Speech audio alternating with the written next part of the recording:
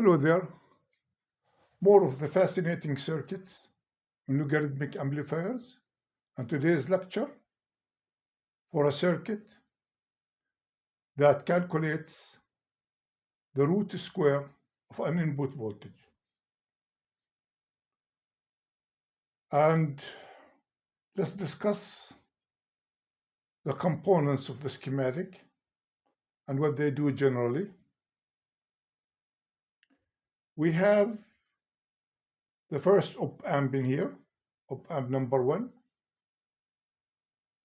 that deals with the input voltage, and it will convert that voltage to a current that will pass through Q1 and sets a VPE that corresponds to that voltage.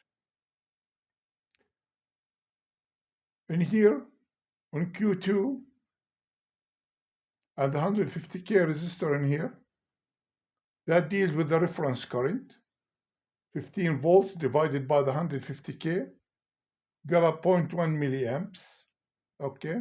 And that sets the VPE for Q2.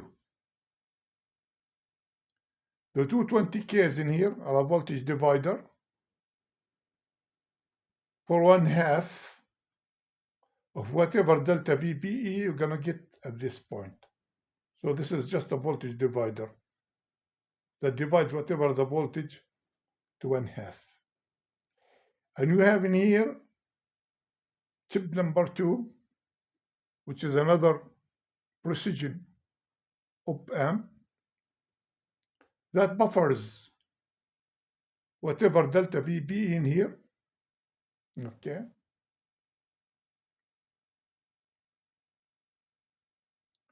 And we have the final stage in here, op amp 3, where Q4 converts whatever voltage available at this point to a current that's finally passing through R3 to become a voltage, which is the output voltage, as we see in here. The root square, it will be the root square of whatever Vn in here.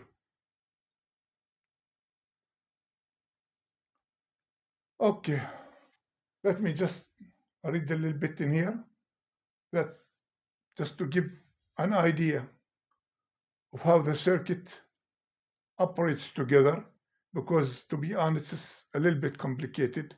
It's further complicated than the previous circuits that we dealt with, lecture 1, lecture 2. The circuit idea is to have the VPE due to input voltage divided by 2 and convert to a current again. So this is the general idea. This gives an output voltage equal to the root square of the input. So that's the general idea, okay? The idea that we're going to put a voltage in here, create a VPE by this transistor that corresponds to that voltage, okay? Compare it with a reference VPE that based on a reference current, get the half of it, okay? Buffer it, and after that feed it to Q4 to generate the new current, and then new current that corresponds to the VPE of Q4 converted back to a voltage through R3 and op amp 3. Okay, let's see that in equations first, and after that we'll follow that. We'll follow the analysis by numbers to clarify the whole circuit. Delta VPE between two transistors equals the thermal voltage, the natural logarithm of A, where is A in our case is just IN over I reference. Okay, if you have two transistors in there and you want to find the delta VPEs between them, you just divide IC Q1 divided by IC of Q2, okay? That's just saying numbers for an example, not exactly following that circuit, okay? And after that, multiplying by the thermal voltage, which is nothing but KT over Q, okay? That would equal to the delta VBE. So the VT, like we said, it's KT over Q, where K is Boltzmann constant, T is temperature in Kelvin, and Q is the charge of electrons. And we discussed that so many times. We are not going to repeat it again. Okay. So that's the idea. You have two currents in here between two transistors, like this one and this one, for example, IN for that Q2, and I reference IN for Q1 divided by the reference current, okay? We called it A because it's a ratio between two currents, just a number, okay? You multiply that number with the natural logarithm and multiply it with VT, the thermal voltage, you get your delta VBE. And in case of those two numbers, in case A equals 2, that means IN is double that I reference, you're going to get 18 millivolts for delta VBE. More in this, delta VBE for the root square of A. If you want to find the root square of A, okay, which is the thing we are be looking for, it would be equal to VT, the natural logarithm of A raised to the power 1/2, okay? And as we all know, you can move that power and multiply it by the whole value, okay? Those two terms are equal. So the idea that you're going to get half, we're going to generate through the two resistors in here, R1 and R2, we're going to generate half. So if we are able to generate half of VT, the natural logarithm of this ratio, that means we got the root square of our A. So again, delta VBE equals 1/2 of VBE for A. The same thing, which is the root square. Delta VBE for A under the root square. So the same thing in here. It's just half of delta VBE. That's what you can get. Let's put some numbers in here so the lecture becomes meaningful.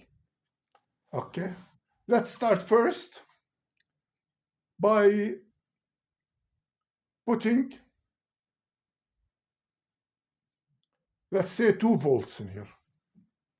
Let's consider that Vn equal +2. And by the way, these circuits deal with a voltage of 1 and above.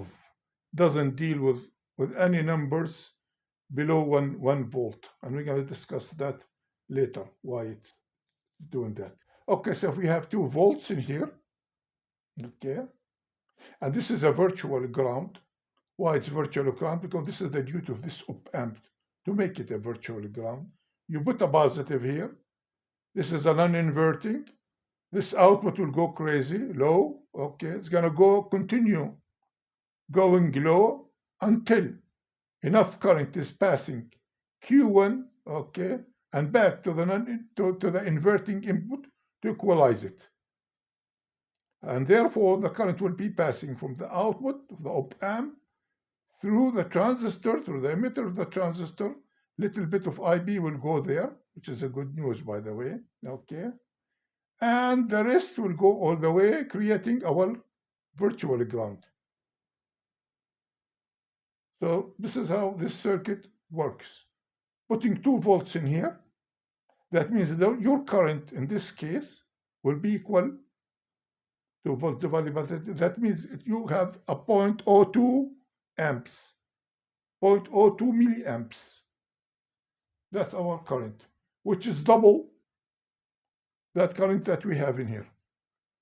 The reference is 0.1. This is 0.2 milliamps, double that current, okay? So we are through with these circuits.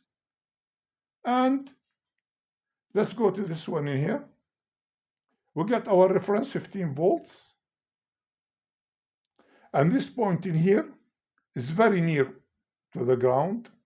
Why? Because basically this is grounded. So this 1 VBE down, and this is almost 1 VB up, and they are connected together. So this point is almost like a ground. It's not actually ground. It's almost like ground, just to set what they call it, the reference, to make sure that we have a reference current, okay, that relates to the 15 volts and the 150K. So that means we have a 0.1 milliamp going through this resistor in here and through the VBE of Q2. Now what's happening in a case like this? As we know, this current in here is double that current in there, okay? Therefore, delta VBE between those transistors will be around 18 millivolts. I'm setting the example in here for that, by the way, okay, for doubling the case, just to make our life easy, okay? So this current in here passes double that current of Q2. Therefore, the VBE of Q1 will be 18 millivolts more than Q2, okay? And because the base is grounded, that means this point in here will be minus 18 millivolts. And those 18 millivolts will be divided by 2, by those two resistors. So you got in here your VZ. I believe I've discussed it somewhere in here or in here, whatever. Okay, so you get in here the half of 18 millivolts, which is 9 millivolts. That's what you get in here, 9 millivolts.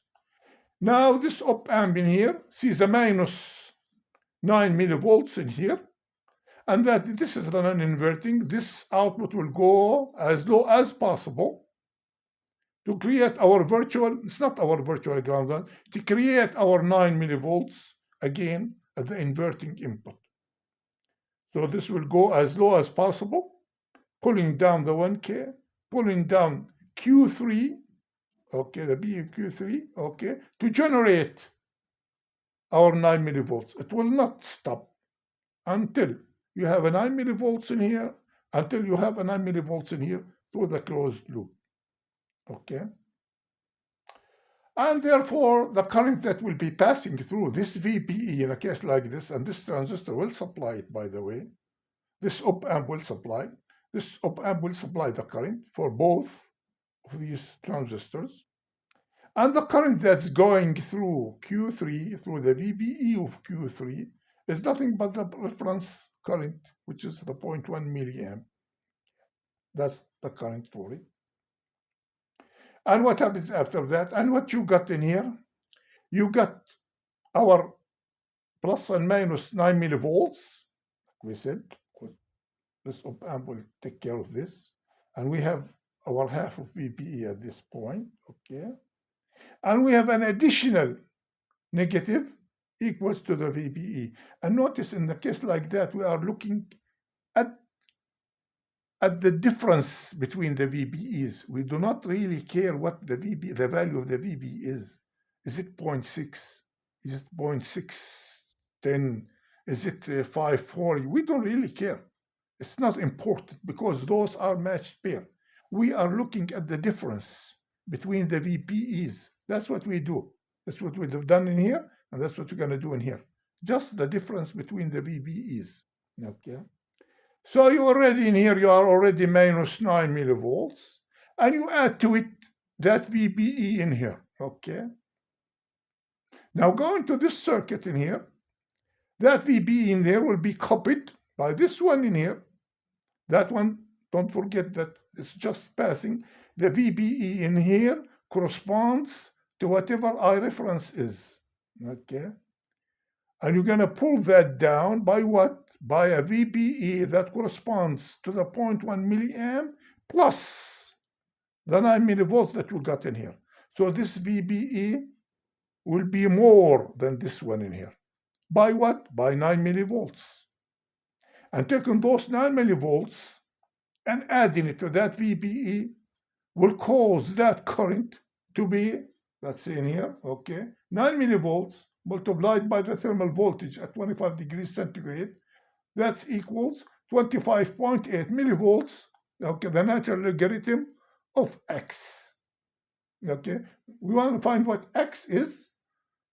Then e raised to the power 9 divided by 25 by 0.8, that equals to 1.4.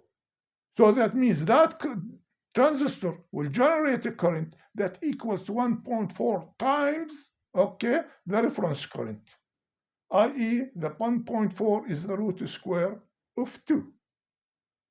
Okay, and that's a 9 millivolt, like we said before, equals delta VB of Q4, which equals delta VB of Q3 divided by 2. And when they discussed before. So that means that current, that transistor will generate a current that equals 1.4 times the reference current in here. Multiplying that new current, okay, by R3 will give you what? A 1.4 volts in here. 1.4 is the root square of 2. Okay. And here we get more things probably to talk about. Okay, and here Q1 has a VBE proportional to Vin or In. That's Q1 here. Q2 has a VBE proportional to I reference. Okay. Delta VBE between both of them equals 18 millivolts in case this current is double that current. Okay. For In equal 2 times I reference. R1 and R2 are a divider, voltage divider, okay, by 50%. So 1/2 of the voltage always presented there, the voltage divider by half, okay. And VEQ3, the voltage of VEQ3, on here, okay, equals minus, between the parentheses, VBEQ2 plus delta VBE over 2. This is all the same thing for all the time, okay? And in here, VO3, which is the output voltage, will be equal to IC Q4, that's the current, new generated current, multiplied by R3 to generate our voltage, which equals the root square of I reference, I that we generated in here, divided by I reference, okay? The new current divided by I reference, okay? Multiplied by that in here, which would be equal exactly to the root square of the input voltage. So that's an example for having a Vin that equals 2 volts. The output is 1.4 volt. Let's give another example. If it was 1, by the way, the root square of 1 is always 1. So if you put a 1 in here, you're going to have a 1 in here because those are equal, okay? And you finally end up with I reference in here, which you're going to get 1. So 1 volt as an input voltage will give you 1 in the output. Square of 1 is 1. And suppose that we have something like 10 volts as a Vn, okay? So that current in there, 10 times the reference current, okay? So it's 10 times that reference current. And when you have 10 times that current passing through Q1, that means there will be a 60 millivolt difference between the VBE of Q1 and Q2. And note, by the way, in here, the ground in here is not just good for the circuit in here to give a reference for the VBEs, but also the IE in here, okay, passes the two currents. One is the IB and one is the IC. And the IB is already going to the ground. And our equation always relates whatever we have IC to the VBE, which is a good news and gives you an added accuracy. So we have a 60 millivolts. Q1 has a 60 millivolts more than Q2, okay? So that means when you have your divider in here, you have a minus 30 millivolts with divider in here. And the same thing, you have your 30 millivolts in here. I'm putting those 30 millivolts, the equation exactly. Put 30 in here, okay? Divided by 25.8, that's 25 degrees centigrade.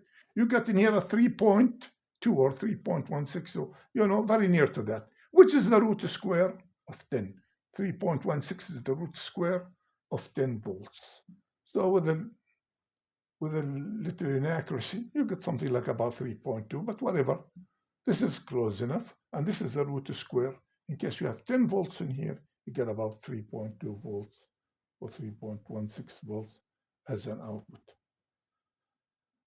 Maybe there is a possibility to add what they call it, more accuracy to the circuit.